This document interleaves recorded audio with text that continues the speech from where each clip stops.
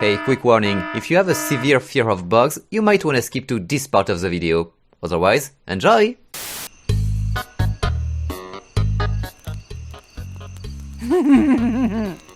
I think she might have taken a liking to you? Could come in handy, although I'd recommend watching your back. Never know with those See what I mean? Oh, what is that now? Guys! We're doing a Wii game today! Did you know the Wii had horror games that weren't like The Grudge? Crazy, right? You know what else is crazy? Today's game isn't made by some no-name studio who made 2 games and then disappeared. Oh no! This game was made by Spike Co., the guys who made Way of the Samurai, the Budokai Tenkaichi games, and Danganronpa. Why did they decide to make a survival horror game? I don't know, but when a studio who's never done horror before decides to give it a shot, you know I have to see it. But Escape from Bug Island is special. Would you guys believe me if I said this is the first ever horror game to release on the Wii? I'm not kidding! It released in Japan on the same day as the console under the name Necronesia. What the fuck is a Necronesia? So from the very start, it already had to compete with some of the biggest games of the console from one of the biggest companies in the world.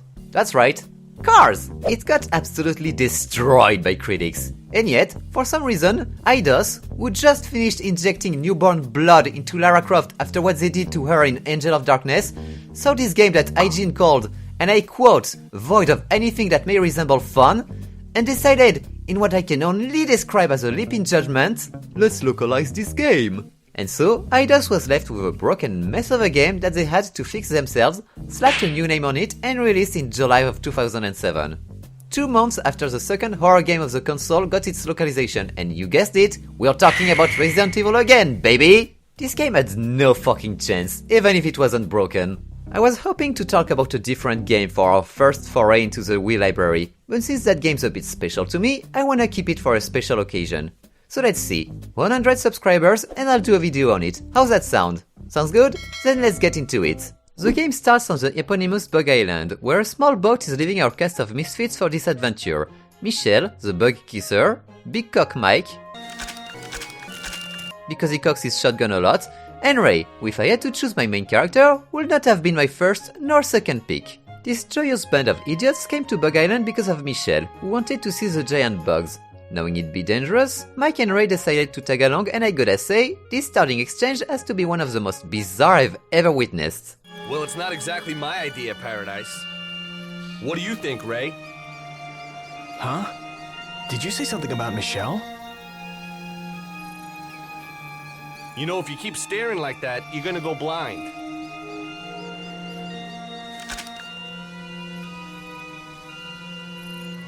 What? I don't know what you're talking about. If that wasn't obvious from what I said earlier, we play as Ray, who we quickly learn is in love with Michelle and is terrified of bugs, but came along so he could confess to her. Not without maximizing his chances by trash-talking her special interest first, though. Meanwhile, Mike is revealed to be Ray's best friend, a serial cheater and cock enthusiast, who thinks Michelle is a weirdo and promises not to try and get in her pants. The squad decides to set up camp for the night, and the game offers us a tutorial and okay, I have to talk about the controls right away. First off, we've got tank controls, which I'll get back to later. Normally, this game is meant to be played with a Wiimote and a nunchuck, but unfortunately, all I have to work with is a keyboard and a mouse, so we're already off to a bad start. In these conditions, criticizing the gameplay portion would have felt kind of unfair, but after going through the game, trust me, it's bad. Really, really bad. Like, even in these conditions, I could tell the gameplay was awful even on original hardware.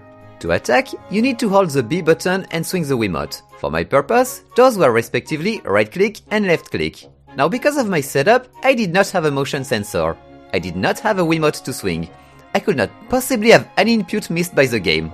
And yet, it had about 70% of my inputs. I'm not even kidding, by the way, it was that bad. More often than not, I would end up in an enemy's face and not be able to do anything because Ray would just not swing. It's a bit easier to hit while aiming down because you get in first person view and stab instead of swinging, but I'll also get back to that later. Game teaches us how to attack, how to roll, and I gave up halfway through the tutorial because I was not setting up the controls to swing in every direction under the sun with the mighty stick the game graciously gifted us. We skip ahead directly to the gang gathered around the campfire, and Michelle tells us of the book she's reading, called The Necronauts, which is not some weird necromancy tome, but an encyclopedia about the bugs of this island, translated by our favorite entomologist. Why it's called The Necronauts, I couldn't tell you because it doesn't have anything to do with the dead or resurrection. Not even a full page of script later, and Mike already betrays Ray by asking Michelle to be his girlfriend and asking her out right in front of us. Jesus, Mike, at least Dennis waited for us to be halfway through the game before betraying us, and I'm tired of this guy always worming his way back into these videos. Damn it!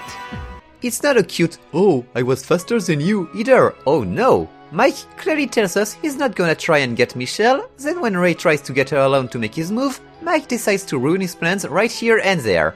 It's genuinely the rudest thing he could have done. Michelle doesn't give him an answer and decides to go on a walk, which gives Ray plenty of time to whine about Mike being an asshole, while Mike blames Ray for him being in love with Michelle. Best friend, by the way. Ray keeps whining while Mike goes after Michelle, and after night comes and they're still not back, Ray decides to finally go and see if he can sit in the cockchair. Now that we're about to get into gameplay proper, the game tells us about the flashlight and that we can save at lamps. So this game already has this over Mystic Knights, it has easily recognizable save spots. The flashlight is acceptable. Turning it on will increase the draw distance from Silent Hill to manageable distance, although it comes with a downside I'll get into later. Exploring the ruins around the camp, we discover a note about a guy who came to the island with his girlfriend who's deathly allergic to mosquitoes, proving that every person who comes to this island has severe brain damage. We go up the side path toward our objective and the game decides to throw its first enemy at us.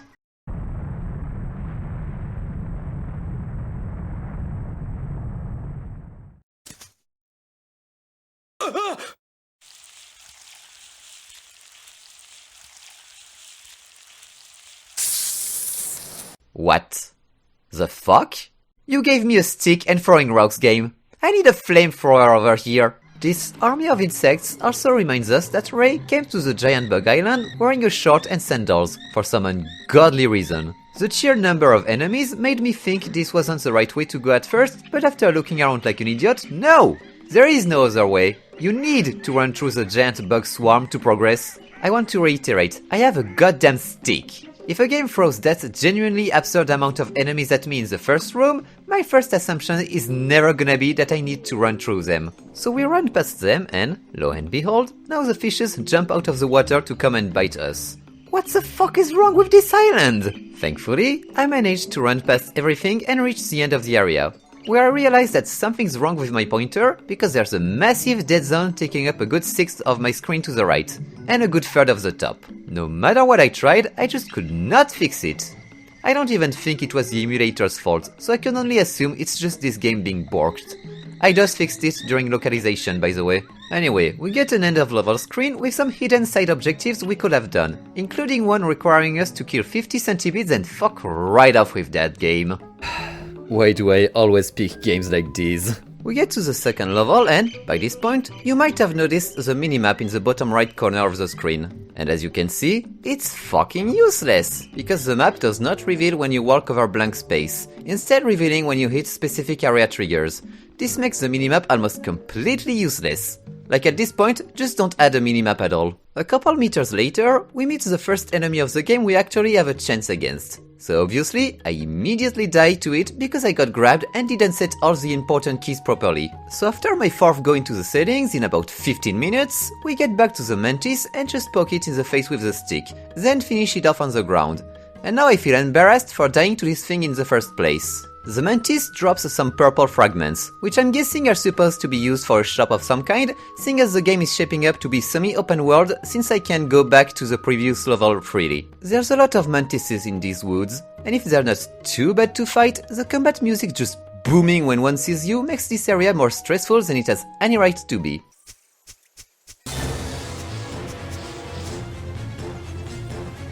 The game points our objective to another note from the guy who brought his allergic girlfriend to the island, which tells us that turning the flashlight off will make the bugs not aggro us as much. Thanks! We don't want the viewers to see anything of this stupid game. I find some moths spreading toxic dust everywhere, so I decide to try and use a rock on them, and this is awful. It's difficult to express how unresponsive and inconsistent throwing stuff feels like in this game. Look at this. I'm really trying to hit these bugs, but it feels absolutely miserable. I can't even begin to imagine how awful it will be with an actual Wiimote. After scrolling around for a bit longer, we find another note from that one guy whose girlfriend came to Bug Island in heels, and a nest that spawned mantises. And like, a lot of mantises. Like, Jesus Christ, that's an unreasonable amount of mantises. Why is this thing able to spawn so many at a time? I have a stick and throwing rocks game. Calm down. Eventually, the nest goes down and we can pick up the lighter, which will allow us to save anywhere we find a lantern. How convenient, since destroying that thing was also one of our main objectives. After that, we hear some weird noise and find our way to one of the cabins, where we meet Lynn and Harry, who are both assholes, especially Harry. I'm also gonna take a second to talk about the character design because my god are these guys dressed like garbage. Harry looks like his secondary residence is in a school locker, Lynn looks like a bimbo, and my heart goes to Ray, and the combination of his goatee, haircut, jacket, shorts and sandals would make a nurgling puke in disgust. Anyway, neither of these idiots are any help in finding our friends, but Harry asks us to go and fetch him his secret weapon he's left in the suitcase he lost.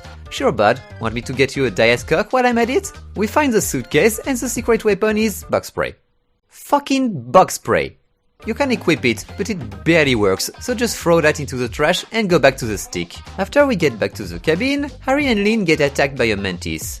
Looks like Harry is about to die, unless something stupid happens, like King Kong appearing.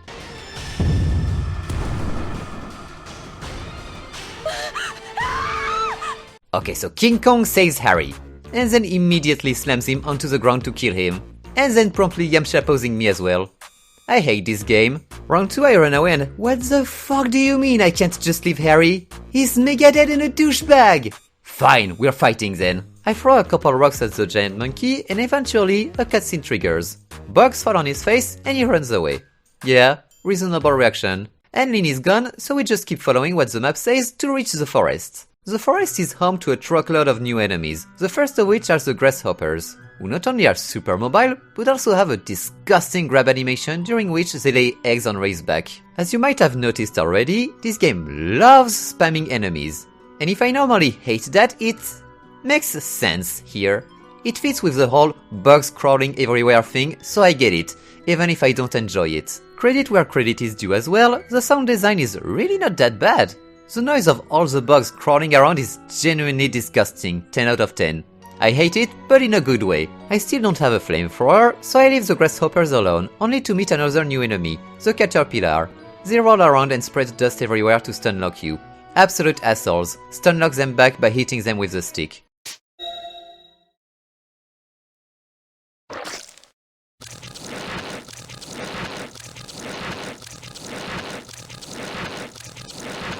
There is no punchline here, I just thought you guys might enjoy this splendid sound design.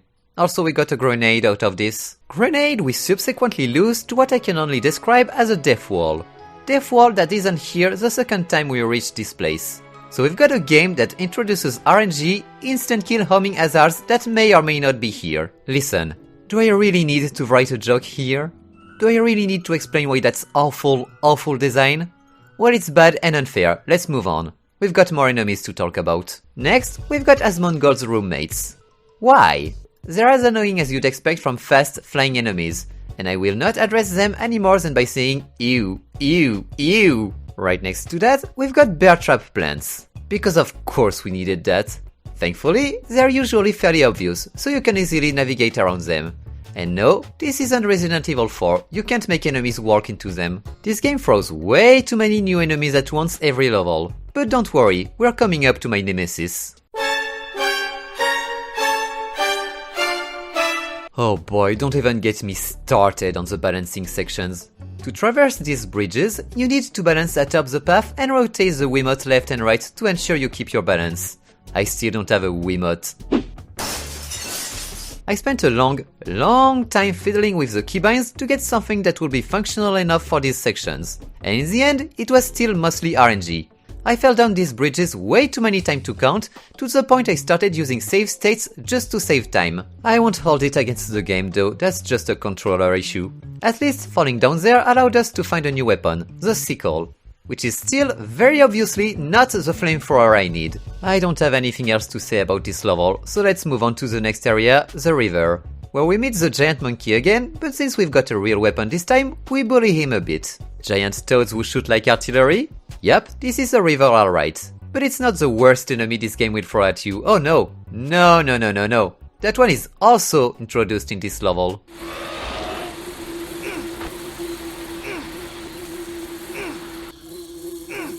They die in one hit, they don't deal any damage, but there are no words in this language or any other to express all the hatred I have for these flies. All they do is make an annoying buzzing noise and try to hump your face, and it's so damn infuriating.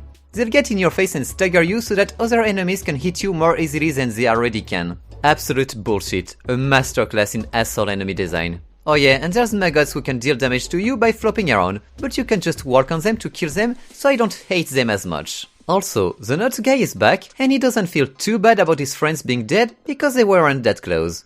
No one in this game deserves to survive. He also tells of a key in a maggot nest to open a safe, and there's no way in hell I'm getting close to this thing, so I'm gonna break the crates from a safe distance and run in to get the key. Were you tired of the game introducing even more enemies? Shut up and open wide, here comes the jumping spiders. Another swarming enemy that jumps at you, although this one thankfully doesn't have a grab attack. They are too fast to turn around before they attack you again though, fuck them too. The safe is in a cabin full of spiders, and I have to commend the devs for being such dicks because they placed a lantern right here in the middle of this absolute gangbang. Real cool, thank you! And we did all of this for some goddamn honey. What do you mean it's out of date? Honey doesn't rot, you fuck. It'll be important for the... I'm sorry, what? Moving on, next area. We finally find Mike and Michelle again, with Mike putting his shotgun to good use to fight a giant spider, before the spider bitch slap him off the bridge and Michelle passes out. While someone's not surviving this whole ordeal, in this area, King Kong seems salty about us beating his ass twice in the last level, because now he's throwing rocks at us from off-screen. Very nice. Perfect to go with the jumping spiders and raise slow ass. Halfway through the path, we get another cutscene of Michelle getting kidnapped with both the spider and Mike gone. Which is genuinely hilarious, because when we get there later, the spider and Mike are still very much there. Don't ask me who this guy is, we won't find out for a long while longer. Also, we get introduced to the exploding bugs. Do I really need to explain what they do? Use honey on the trees and they'll leave you alone. Otherwise, they'll outspeed and bomb you. Don't worry about running out, you've got infinite honey somehow. Eventually, we reach the top of the path, and it's blocked by an exploding bug nest, so there's no way I'm going this way. Let's go to the swamp instead and... A new hand touches the beacon. Okay, so we'll come back later. We go back to the nest, and right now, you might be wondering why the screen is frozen instead of showing the other path. Well, that's because for some reason, my recording software just gave up on trying to record this game, so I've got about 2 hours of a frozen screen with normal background noises. This game is fucking cursed, and this review shall not be objective. Thank God I had some earlier saves to get back to, so we can get back to the nest quickly. Ray can't throw that far, so I had to break it open manually and... We get to the bridge, where we find out that Mike is still hanging off the edge, despite the spider leaving to get a coffee, and Michelle getting her ass kidnapped. Bro, what were you doing during that time? Also, I appreciate you showing me the spider nest game, but I have rocks, not a flamethrower. I don't know what you expect me to do about it. We, beat the spider by smacking at its exposed leg a couple times while it did nothing. Then, it falls down the ravine, and Mike falls too. Rest in peace, Mike, you shall not be missed. I hope I can find your shotgun later. To the hillside now and... Okay, I haven't talked about the environment so far, but it's mostly because like... Is there really anything to say? It's all generic forests. If these levels were food, they'd be white bread. Not bad, but just plain boring. Only memorable landmark is the ruined resort in the first level. Moving on. The path forward is blocked by a wall of death, so I guess we'll go and explore this cabin. Oh, I like the shape of that. There's another note from the guy looking for his girlfriend, but kinda don't care at this point. There's been so little story to this game so far, what is it gonna throw at us? Lizard woman?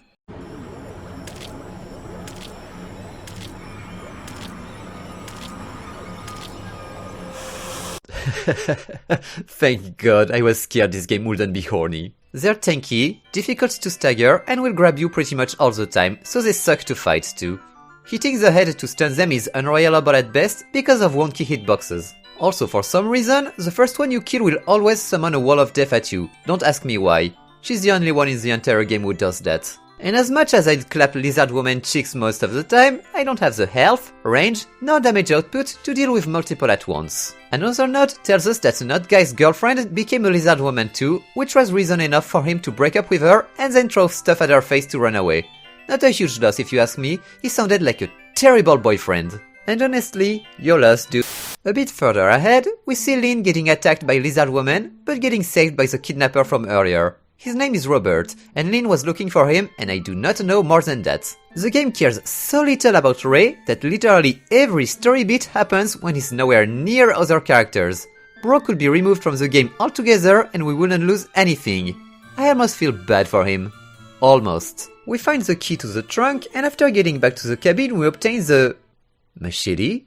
Oh come on, who stores the machete in a trunk this size? Fucking cocktease. Oh yeah, and the key to the next boss, I suppose. Apparently, it's some kind of giant sandworm we need to beat with explosives. I got another grenade, so that should work, hopefully. I throw the grenade, and unfortunately, that doesn't work, and a cutscene triggers where Robert and Lynn come to our rescue and promptly get eaten. Thinking I did something wrong, I reload my save and try to run to safety, and the exact same thing happened. Robert and Lynn show up and get eaten, and there's nothing we can do about it. Everyone dying is a canon event, and there is absolutely nothing we can do about it. Good! We reach a cavern and... You know what? I'm gonna say that mole... dog... goblin people dug them out, okay?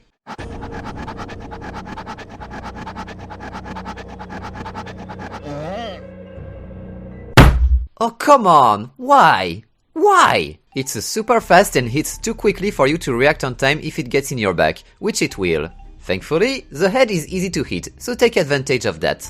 Don't let these weird creatures distract you from the fact we just entered.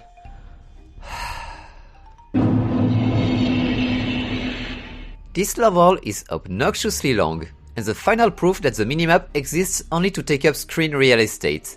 It's a senseless maze of corridors with lizard women, death walls and mole people. It is awful to navigate. By the time I reached the end of it, I wasted 32 minutes of my life trying to navigate this god-awful labyrinth. 42 minutes of my life I'm never getting back. Next level. We reach a... temple?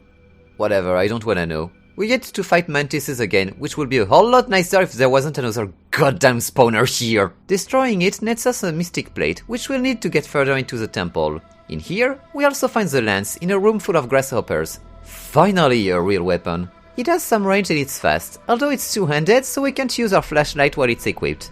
Whatever, fine downside by me. We use the plate to open a door and then immediately get a cutscene of Michelle waking up somewhere else in the temple. Then she notices a giant ape peeping on her and she runs away outside. Where King Kong is. She dodges the punch, then runs into a cave and we're back to Ray.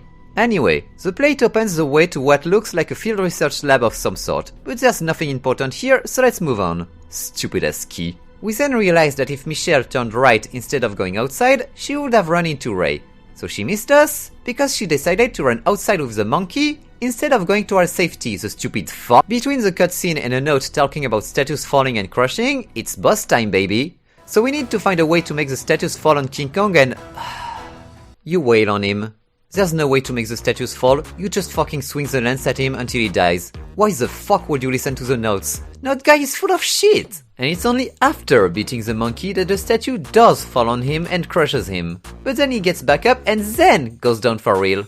What was the point of that and where the fuck did Michelle go? Ugh. Okay, so we're getting to the end of the game, right? So you might be asking yourself a few questions. What's going on this island? What are the purple fragments for? How can this game have multiple endings if everyone dying is a canon event? Why is there still so much video left? Well see, here we find Michelle's book, the Necro Notes. おいおい、おいおい、キャラもストーリーも尽きたぞ。ゲームの半分も未完成だ。こんな状態でエンディングかけるかよ。どうするんだ Huh? Oh, come on! Yup, we're dealing with time travel. And demons, because of course we needed the Lord of Flies in this game. Why else did you think we'd have giant bugs? So now we're hunting down Michelle through a goddamn volcano and oh bullshit! Whatever, we find Michelle and now we need to defend her from the only enemy type in the entire game that deals no freaking damage, because at least the devs decided to have mercy on us.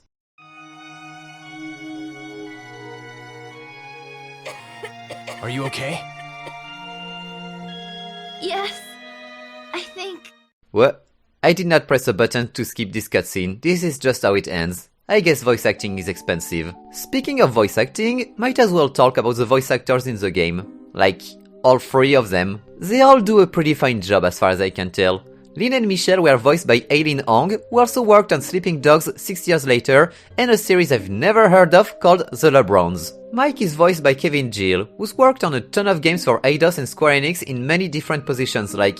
I think he's done everything but code already. And finally, the one you might recognize if you've played Dead Space 3 or Final Fantasy VII Remake or Red Dead Redemption, if you pay attention to additional voices. Gavin Hammond voiced Ray, Robert, and Harry. His performance is pretty good, although there's definitely only so much you can do with what he's been given. I'm not surprised he got to work on that many games. Okay, back to Bug Island. We give Michelle her book back, and she asks us to be more open-minded about this cave being a place to travel through time. Michelle, shut the fuck up.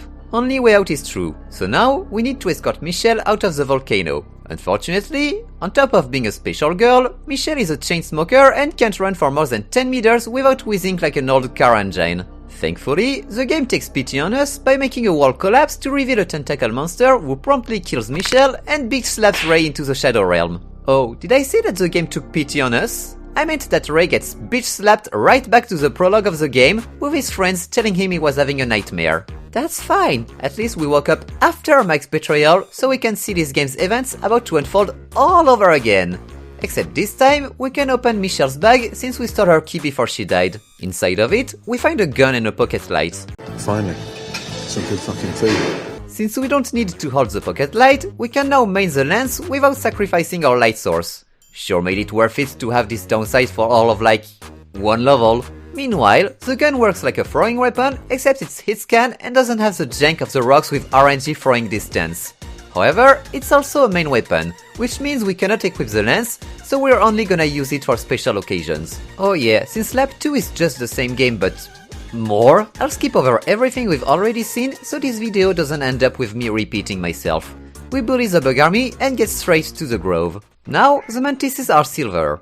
I'm guessing they're stronger, but a single smack to the face is still enough to put them in a vulnerable state, so I don't care. Something else that's different, caves that were previously blocked off are now open to us, so we head inside and it's another labyrinth, so we are going straight back out. Nope, not doing this again. The map doesn't even work. We meet up with Lynn and Harry again, and this time, instead of getting Harry's secret weapon, we offer to kill all the bugs, which means destroying the mantis nest that can now spawn up to 5 mantis at a time. If you're wondering what's in Harry's suitcase now, it's bullets.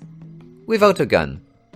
Truly one of the greatest minds of our time. Anyway, we get back to the cabin and, surprise surprise, King Kong is back and kidnaps Harry again. Except that this time, I have a gun. Harry survives, something he makes me regret instantly, and tells us about a secret passage to get ahead of our friends. Oh yeah, he's been here for like a day, to help calculate the medical research value of the island. That means absolutely nothing. Screw you, Harry, I'm going to the forest. The forest is... well, it sure is more, with even more bugs everywhere. Nothing to say about this area, except that there are no flies around the balancing bridges, which is genuinely evil. Okay, let me go and say real oh you bitch! Since we've got a gun, we can shoot down that one thing we saw in the tree during loop 1, so might as well do that. Inside, we find a single grenade.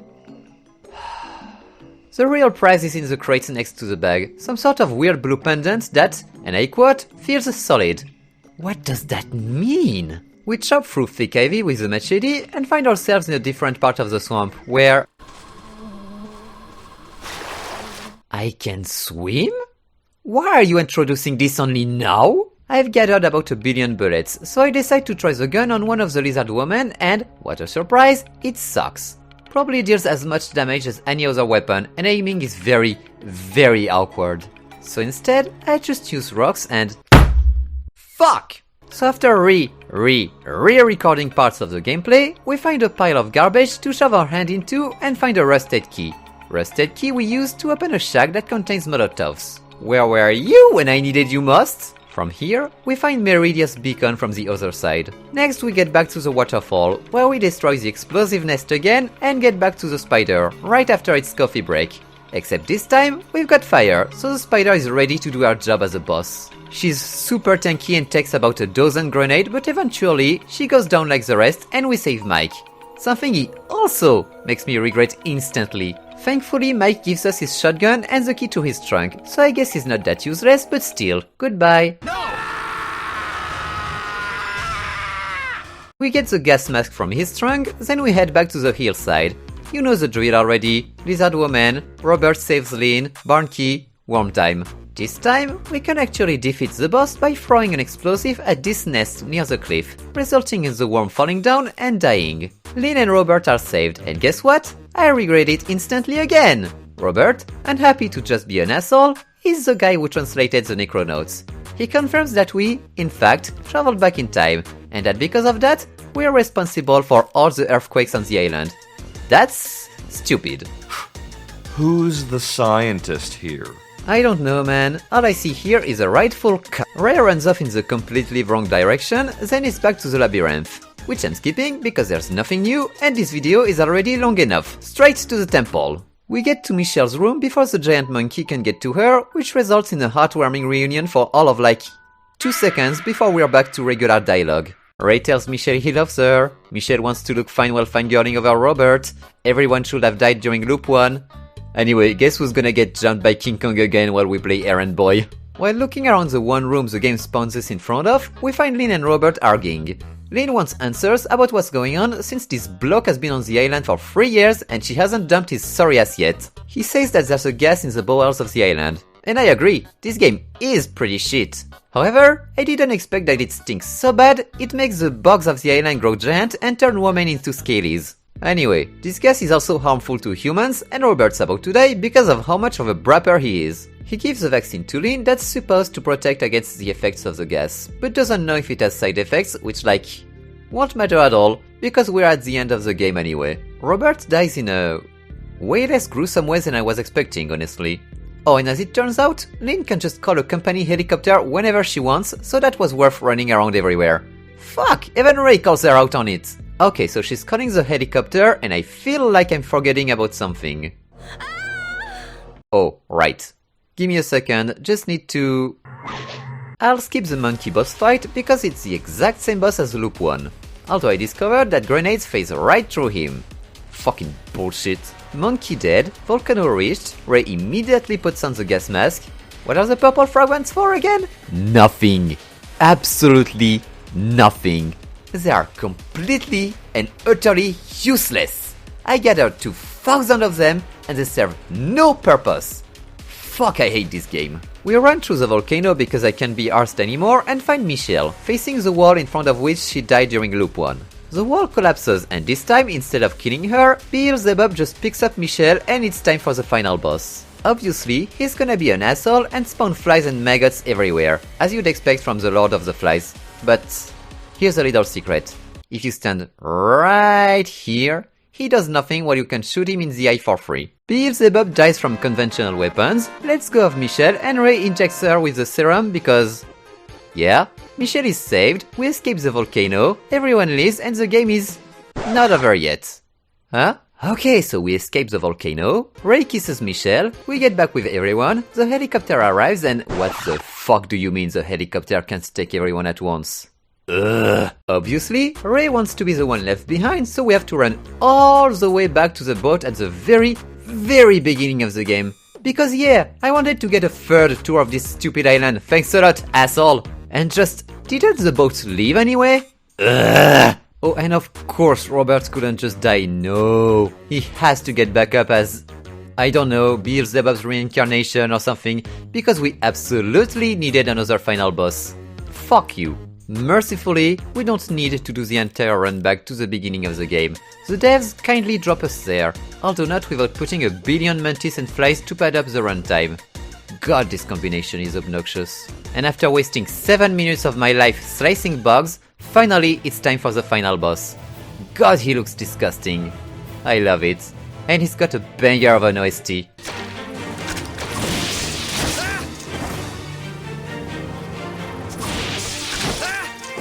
Enjoy these two things, because Robert is way faster than you, can summon flies and— Motherfucker, did you just teabag me? Oh yeah, and you know what this boss needs? An instant kill grab. Of fucking course. One that he uses after stunning you.